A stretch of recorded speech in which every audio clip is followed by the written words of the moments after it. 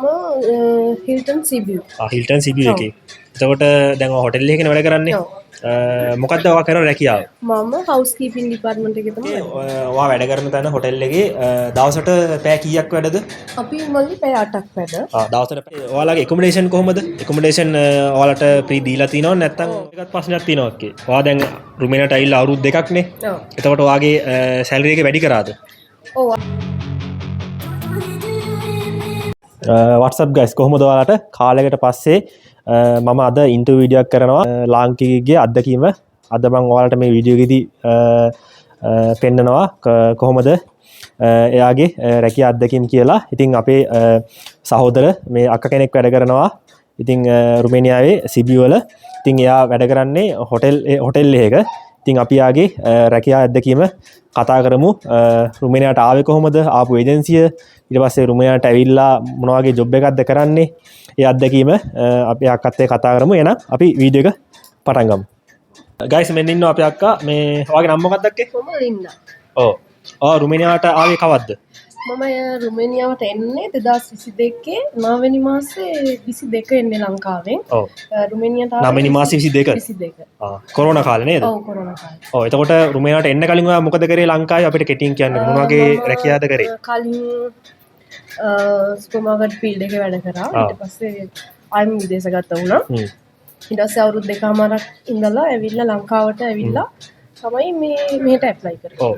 එතකොට ඔයා රුමේනියාවට එන්න කොහොමද හොයාගත්තේ? ඔයාගේ රැකියාව හොයාගත්තේ ඒජන්සියක් කරාද නැත්නම් යාළුවෙක්ගේ මාර්ගෙන්ද රුමේනියාවේ ජොබ් එක ඔයා හොයාගත්තේ?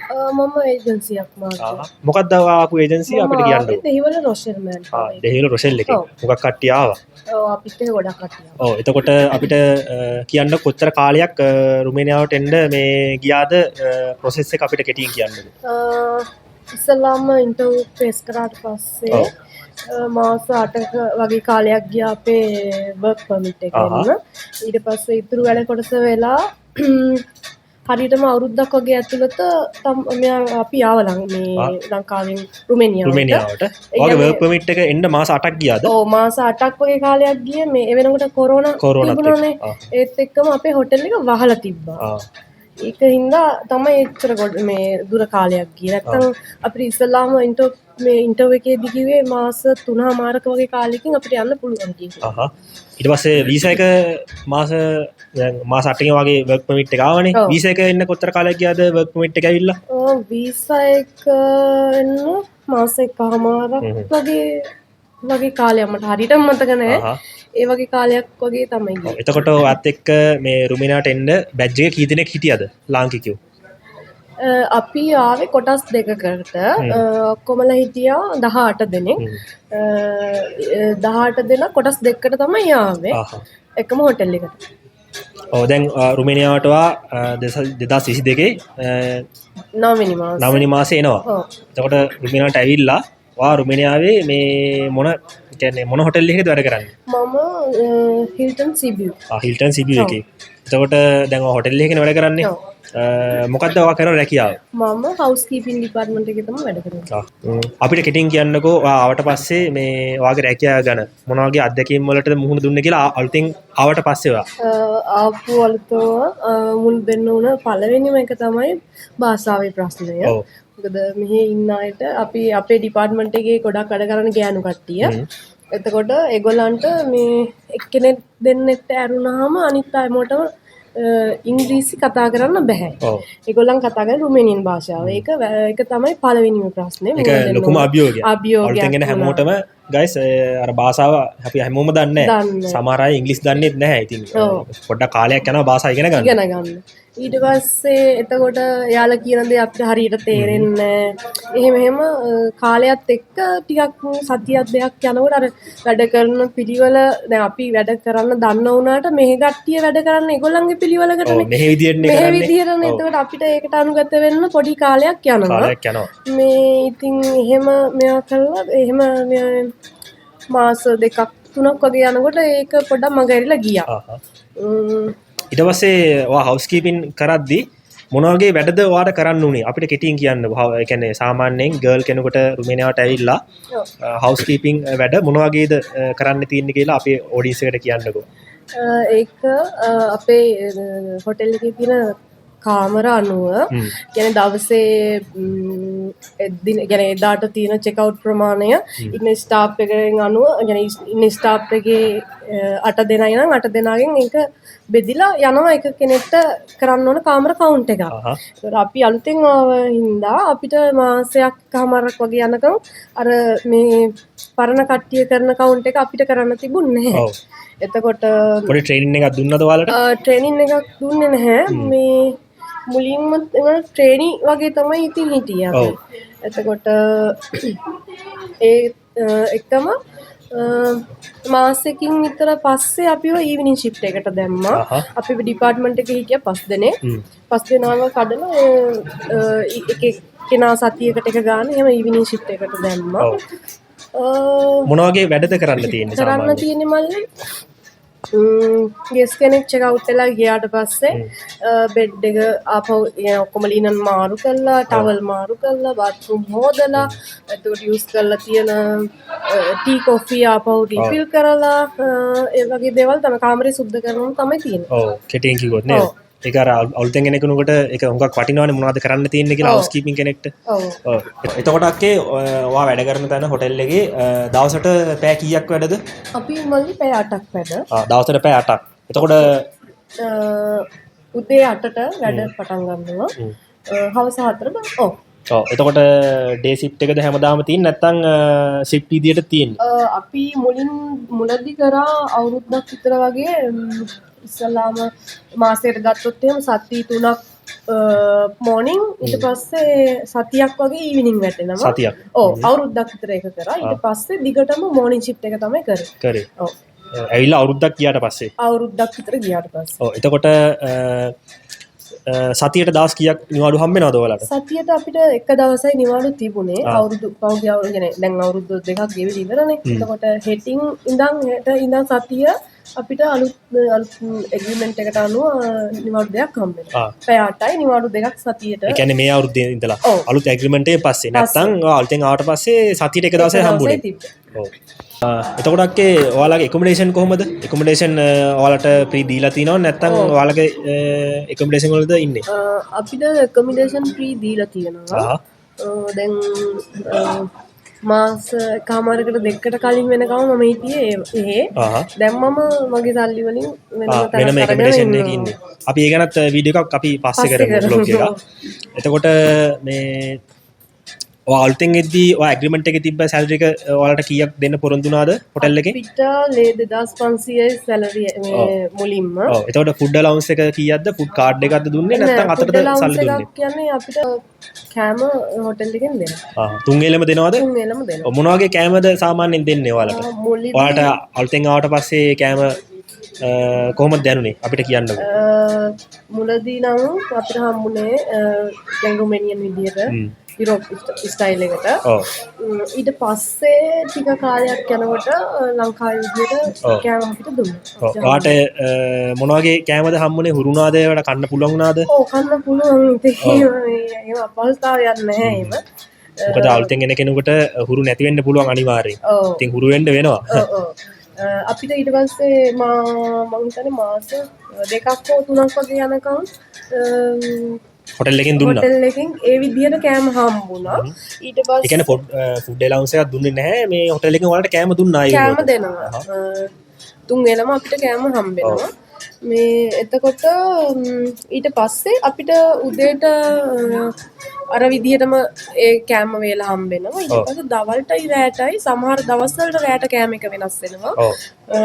දවල් දවසේ අපිට ලංකාවේ විදිහට මේ කෑම වේලක් හම්බ වෙනවා.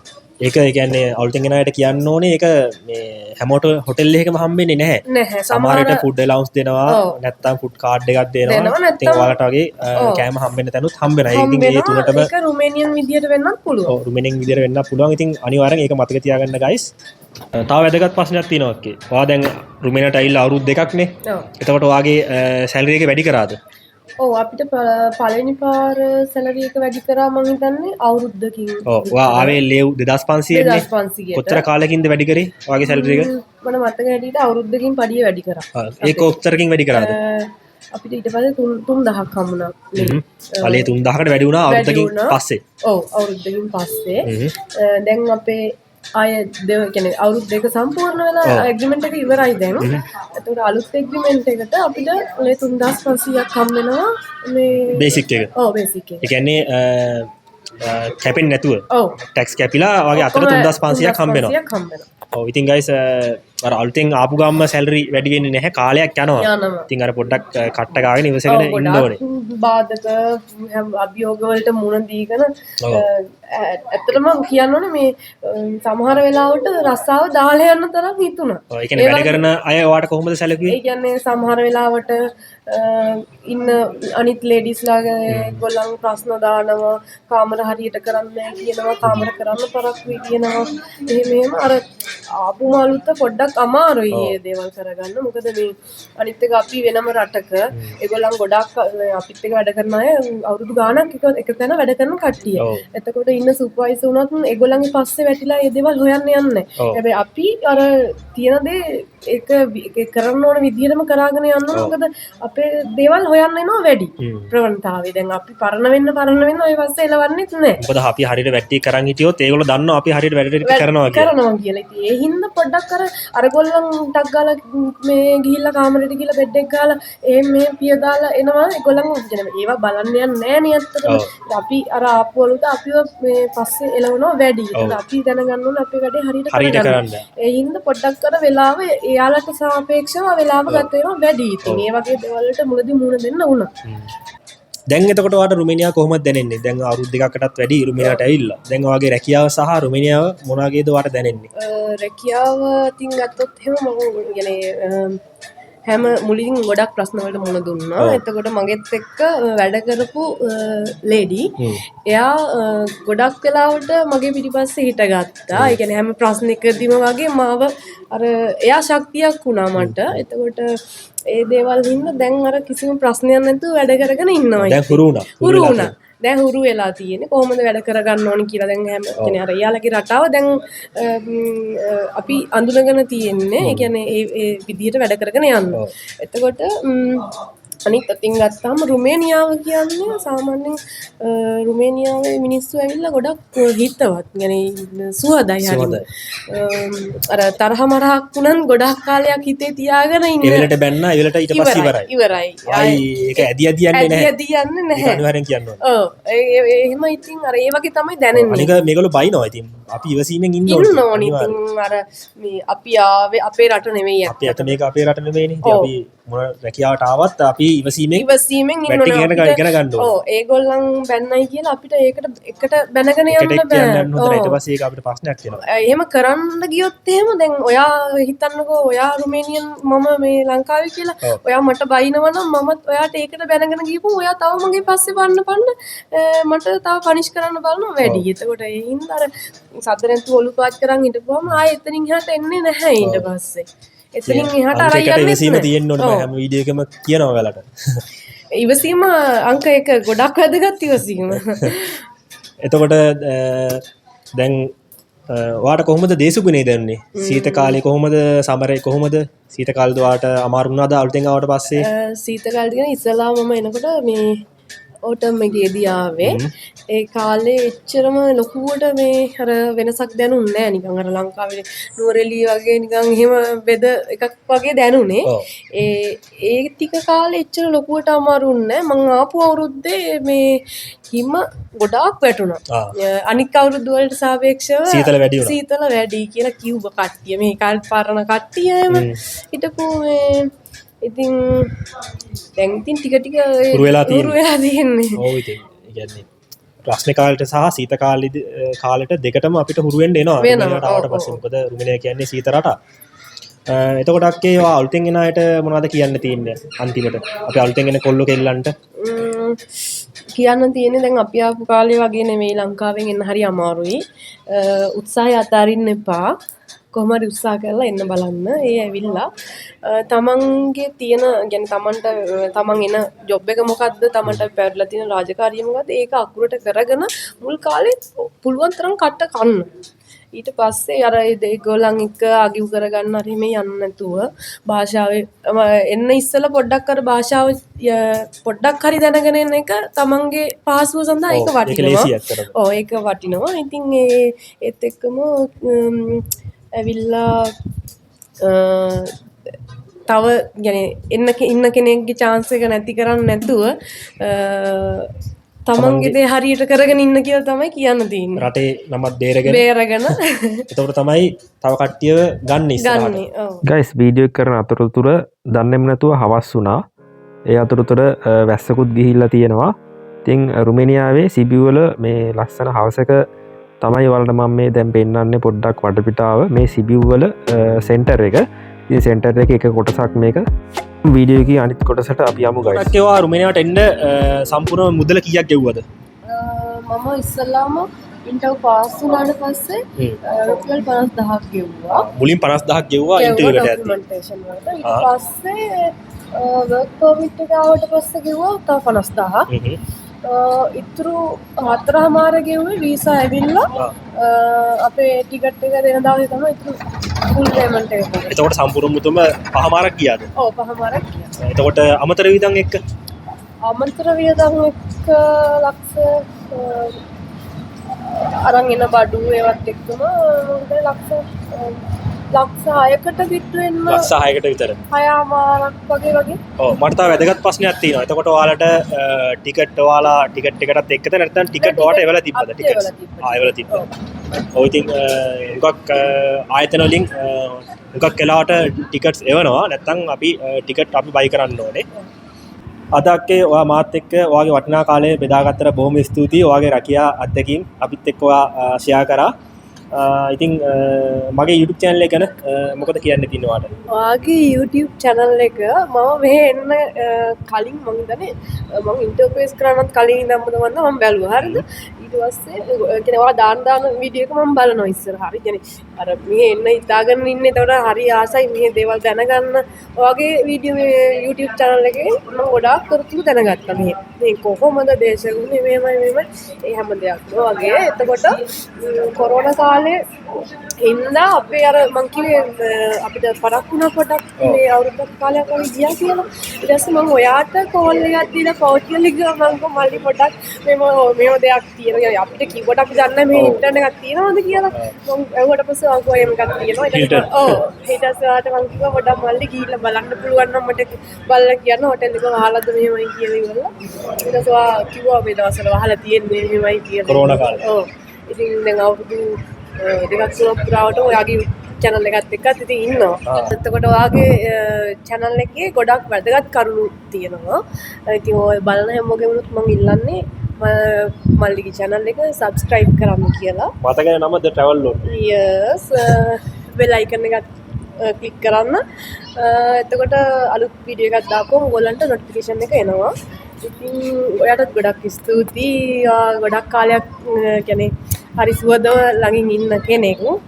ඉතින් තවත් ගයිස් මම මේ වගේ වීඩියෝස් මම අපේ ලාංකිකයෝ ගාවට ගිහිල්ලා යාළගේ රැකියා අත්දැකීම් මගේ YouTube channel එක කරා මම ඔයාලත් එක්ක බෙදා ගන්නවා. ඉතින් ටිකටම රැඳිලා ඉන්න මගේ YouTube channel එකත් එක්ක. එහෙනම් අක්කේ බොහොම ස්තුතියි අද මාත් එක්ක ආවට. ඔයාගේ වැඩ කටයුතු මේ සාර්ථක වෙන්න කියලා මම හදවතින්ම ප්‍රාර්ථනා කරනවා. එහෙනම් ජය වේවා.